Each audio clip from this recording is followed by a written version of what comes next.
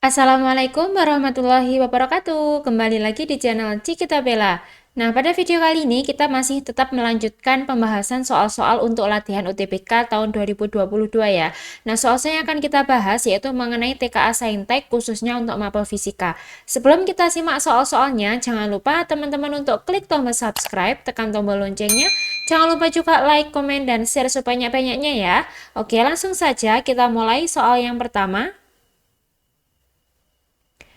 Sebuah bola konduktor A berada di dalam sebuah kulit bola konduktor B yang jejarinya lebih besar daripada jejari bola A. Mula-mula kedua bola itu netral. Kemudian bola A diberi muatan Q dan bola B diberi muatan min Q. Medan listrik di daerah yang berada di antara bola A dan bola B menjadi tidak sama dengan 0. Sebab medan listrik yang terdapat di sekitar bola A dan B berarah sama. Oke, kita cek untuk pernyataan yang pertama, ketika bola A diberi muatan Q dan bola B diberi muatan min Q, maka medan listrik di daerah yang berada di antara bola A dan bola B itu tidak sama dengan 0. Mengapa demikian? Karena medan listrik akibat kulit luar atau kulit bola B itu memang sama dengan 0, tetapi medan listrik yang diakibatkan oleh kulit dalam atau bola A itu tidak sama dengan 0. Jadi medan listrik total antara bola B dan bola A itu tidak sama dengan 0. Berarti pernyataan yang pertama ini adalah benar. Nah, alasannya medan listrik yang terdapat di sekitar bola A dan bola B itu berarah sama. Ini salah ya teman-teman, karena tadi muatannya itu kan berbeda. Ketika muatannya berbeda berarti arahnya juga tidak sama atau arahnya itu berlawanan. Jadi pernyataannya itu benar, alasannya salah. Jawaban yang benar itu adalah yang C. Oke, kita lanjut soal nomor 2. Sebuah benda melakukan getaran harmonik sederhana dengan amplitudo A. Ketika kecepatan benda besarnya 1/4 Vmax, maka simpangannya, nah perlu teman-teman ketahui persamaan dari Vmax atau kita tuliskan Vm saja ya, dimana persamaannya Vm itu sama dengan A kali omega. Sedangkan persamaan dari kecepatan atau V itu sama dengan omega dikali akar A kuadrat min Y kuadrat, di mana A itu adalah amplitudo, omega itu adalah kecepatan sudut, dan Y itu adalah simpangannya. Nah, tadi diketahui nilai kecepatannya atau V itu sama dengan 1/4-nya Vmax atau Vm. Nah, sekarang kita masukkan persamaannya. V itu tadi adalah omega akar dari A kuadrat min Y kuadrat sama dengan 1/4 Vm-nya tadi persamaannya A kali omega. Nah, yang sama kita coret saja. Omeganya sama, kita coret. Supaya akarnya hilang, ini dikuadratkan. Jadinya yang ruas kiri itu A kuadrat min Y kuadrat sama dengan 1/4 dikuadratkan itu 1/16 A kuadrat. Gitu ya. Nah, selanjutnya kita jadikan satu yang ada A-nya. Di mana A kuadrat ini 1/16 pindah ruas jadi min 1/16 A kuadrat sama dengan Y kuadrat. 1 dikurangi 1/16 itu 5/16 A kuadrat sama dengan Y kuadrat. Berarti nilai Y-nya sama dengan akar 15/16 A kuadrat. Jadi nilai Y-nya sama dengan 1/4 akar 15A. Gitu ya. Berarti jawaban yang benar itu adalah yang B. Hati-hati untuk yang C ini salah ya, karena 1/4 akar 15A, di mana A-nya ini ada di dalam akar, harusnya A-nya ini di luarnya akar gitu ya. Hati-hati dalam melihat pilihan jawaban. Oke, sekarang kita lanjut untuk soal nomor 3. Bisa teman-teman pause dulu, teman-teman kerjakan terlebih dahulu, nanti baru disimak pembahasannya gitu ya. Untuk soal nomor 3, sebuah pegas memanjang sebesar 2 cm ketika padanya digantungkan beban seberat 500 Newton. Jika beban tersebut kemudian ditarik ke bawah sejauh 6 cm, maka energi potensial elastik pegas adalah, oke, sekarang kita tuliskan dulu yang diketahui. Misalkan panjang pegas itu adalah X gitu ya. X yang pertama tadi adalah 2 cm. Kita jadikan ke meter, yaitu 2 kali 10 pangkat min 2 meter. Bebannya tadi, atau di sini beban itu kan sama dengan gaya berat, atau kita tuliskan F-nya itu sama dengan 500 Newton. Selanjutnya, ketika simpangannya 6 cm, Berarti ini kita tulis X2-nya sama dengan 6 cm, kita rubah ke meter yaitu 6 kali 10 pangkat min 2 meter. Nah, berapakah energi potensialnya atau nilai EP-nya gitu ya. Nah, selanjutnya kita cari dulu nilai konstanta pegasnya, karena kan di soal tadi belum ada nilai konstanta pegas, di mana untuk mencari konstanta pegas atau K itu persamaannya F per X gitu ya. Gaya dibagi simpangan atau perubahan panjang pegasnya. Nah, kita masukkan nilainya. Nah, ketika bebannya seberat 500 Newton, tadi pegas memanjang 2 cm. Nah, dari situlah kita bisa mencari nilai konstantanya, gitu ya. Berarti kita masukkan nilainya, K sama dengan F-nya tadi 500 Newton, per X-nya itu 2 kali 10 pangkat min 2. Kita rubah dalam meter ya. Berarti 2 kali 10 pangkat min 2. Nilai K-nya sama dengan 25.000 Newton per meter. Inilah nilai konstantanya. Nah, nilai konstanta inilah yang bisa kita gunakan untuk mencari energi potensial elastis pegasnya. Di mana persamaan energi potensial pegasnya atau EP itu setengah K kali X kuadrat. Gitu ya. Nah, karena yang ditanyakan energi potensial pegas ketika pegasnya itu ditarik 6 cm, berarti ini X-nya kita ganti dengan X2. Oke, sekarang kita masukkan nilai-nilainya.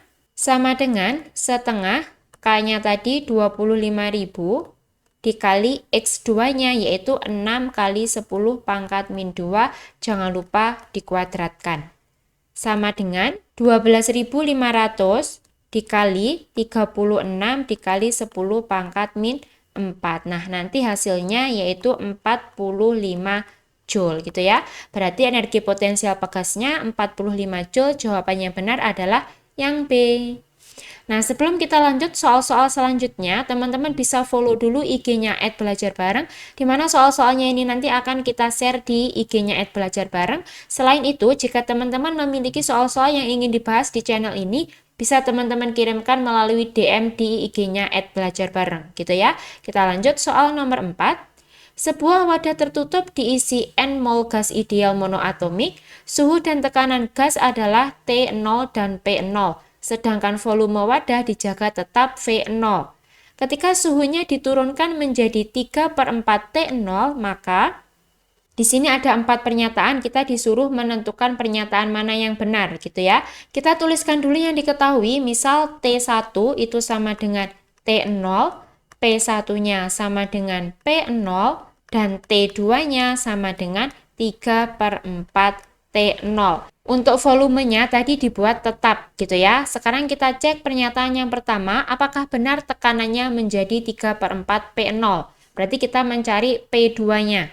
Nah, untuk mencari nilai P2, karena tadi volumenya tetap, jadi persamaannya P1 per T1 sama dengan P2 per T2. Sekarang kita masukkan nilai-nilainya. P1-nya tadi adalah P0, T1-nya adalah T0 sama dengan P2 yang akan kita cari T2-nya 3/4 T0. Yang sama kita coret, T0-nya sama, berarti nilai P2 sama dengan 3/4 P0. Berarti pernyataan yang pertama itu adalah benar. Sekarang kita cek pernyataan yang kedua. Energi yang dilepas adalah 3/4 nRT0, di mana energi di sini adalah energi dalam atau delta U. Persamaannya yaitu delta U sama dengan 3/2 nRT. Atau ini karena terjadi perubahan suhu, berarti ini adalah delta T gitu ya. Berarti sama dengan 3/2 nR dikali T2 min T1. Gitu ya. Nah, sekarang kita masukkan nilainya tadi sama dengan 3/2 nR, T2-nya tadi 3/4 T0 dikurangi T1-nya yaitu T0 sama dengan 3/2 nR, 3/4 dikurangi 1 itu sama dengan min 1/4 T0 gitu ya. Berarti delta U-nya atau energinya itu sama dengan minus 3/8 nRT0. Berarti pernyataan yang kedua ini adalah salah. Karena di sini yang disebutkan 3/4 nRT0 gitu ya. Kita cek untuk pernyataan yang ketiga. usaha yang dilakukan gas adalah 0. Di mana persamaan dari usaha atau W itu sama dengan P dikali delta V. Karena tadi suhunya dijaga tetap, maka delta V-nya ini kan sama dengan 0. 0 dikali P ya hasilnya 0, berarti usahanya adalah 0. Berarti pernyataan yang ketiga adalah benar. Oke, sekarang kita cek untuk pernyataan yang keempat, perubahan energi dalamnya adalah min 3/4 nRT0.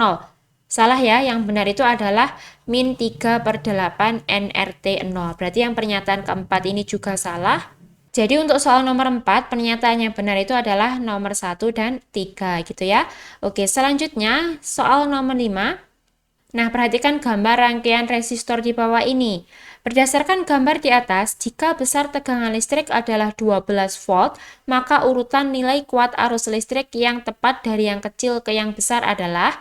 Oke, nah perlu teman-teman ketahui di sini ada 3 resistor yang disusun secara paralel. Kita cari dulu hambatan penggantinya atau R totalnya. Karena rangkaiannya paralel, untuk mencari R total yaitu 1 per RP atau R total sama dengan 1 per R1 ditambah 1 per R2 ditambah 1 per R3.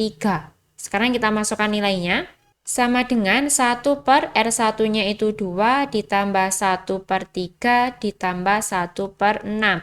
Kita samakan penyebut jadi 6 semuanya. Berarti di sini ada 3, di sini ada 2 ditambah 1. Sama dengan 6 per 6. Maka ketemu nilai RP-nya sama dengan 1 ohm.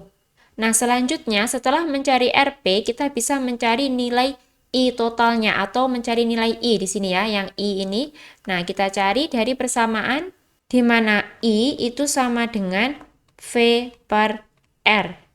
V-nya tadi 12 volt, R-nya tadi yaitu R total berarti 1, berarti nilai I totalnya atau nilai I-nya itu 12 ampere. Gitu ya. Nah, selanjutnya untuk menentukan nilai I1, I2, dan I3 kita menggunakan perbandingan di mana perbandingan ketiganya I1 dibanding dengan I2 dibanding dengan I3 itu sama dengan 1 per R1 dibanding 1 per R2 dibanding 1 per R3. Sama dengan 1 per R1-nya tadi 2 dibanding 1 per 3 dibanding 1 per 6 gitu ya. Nah, semuanya ini kita kalikan 6, berarti setengah dikalikan 6 itu sama dengan 3 dibanding sepertiga dikalikan 6 itu 2 dibanding seperenam dikali 6 itu 1. Jadi inilah perbandingan dari I1 dibanding I2 dibanding I3. Dimana untuk nilai I yang ini tadi, I total itu sama dengan I1 ditambah I2 ditambah I3 karena kan tadi rangkaiannya paralel. Nah, selanjutnya untuk mencari nilai I1 itu sama dengan kita lihat perbandingannya. Perbandingannya itu adalah 3, total perbandingannya itu 6 dan nilai I totalnya 12. Berarti untuk mencari nilai I1 itu berarti 3 per 6 dikali 12 sama dengan 6 ampere. Untuk mencari I2 juga sama, kita lihat perbandingannya yaitu 2 per 6 dikali 12 sama dengan 4 ampere. Yang I3 juga sama, I3 sama dengan perbandingannya itu 1 per 6 dikali 12 sama dengan 2 ampere gitu ya. Maka nilai urutan kuat arus dari yang terkecil sampai yang terbesar itu ada I3, I2, baru I1. Jadi jawaban yang benar itu adalah yang D. Oke gitu ya. Kita lanjut soal yang terakhir, soal nomor 6. Seutas kawat tembaga menembus permukaan meja secara vertikal seperti terlihat pada gambar. Kawat itu dialiri listrik searah ke atas. Ruang di atas meja tersebut berisi medan magnet luar seragam berarah ke bawah. Sebuah partikel mula-mula berada di sebuah titik di atas meja dengan jarak R dari kawat. Partikel bermuatan G itu diberi kecepatan V0 yang arahnya tegak lurus terhadap garis penghubung titik tempat partikel itu mula-mula ke kawat berarus. Jika massa partikel itu M, medan magnet luarnya B, dan besar arus itu I, berapakah kecepatan V0-nya agar partikel itu bergerak melingkar? Nah, semua benda yang bergerak melingkar itu disebabkan karena adanya gaya sentripetal, di mana pada soal ini yang berperan sebagai gaya sentripetal itu adalah gaya Lorentz, gitu ya. Nah, sekarang kita tuliskan dulu persamaan dari gaya Lorentz atau FL sama dengan B, Q, V, sin theta. Di mana theta ini adalah sudut antara I dan bidangnya ini, sudut antara kawah dan bidang, sudutnya ini adalah 90. Sin 90 itu sama dengan 1, maka persamaan FL-nya, gaya Lorentz-nya sama dengan BQV. Nah, selanjutnya ada juga gaya sentripetal atau Fs, itu persamaannya M dikali AS atau percepatan sentripetal, M-nya ini adalah massa, di mana persamaan dari percepatan sentripetal itu sama dengan V kuadrat per R. Jadi di sini persamaan dari Fs-nya sama dengan M dikali V kuadrat per R. Gitu ya. Nah, karena tadi gaya Lorentz-nya berperan sebagai gaya sentripetal, maka nilainya itu sama, di mana Fs itu sama dengan Fl. Kita masukkan persamaannya, Fs-nya tadi adalah M V kuadrat per R, FL-nya yaitu B Q V.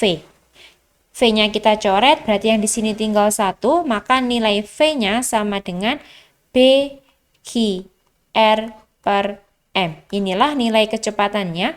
Jawaban yang benar itu adalah yang D. Nah, itulah tadi pembahasan beberapa soal UTBK untuk persiapan UTBK tahun 2022 ini. Jangan lupa teman-teman untuk follow IG-nya @belajarbareng dan juga subscribe channel ini. Semoga video ini bermanfaat. Wassalamualaikum warahmatullahi wabarakatuh.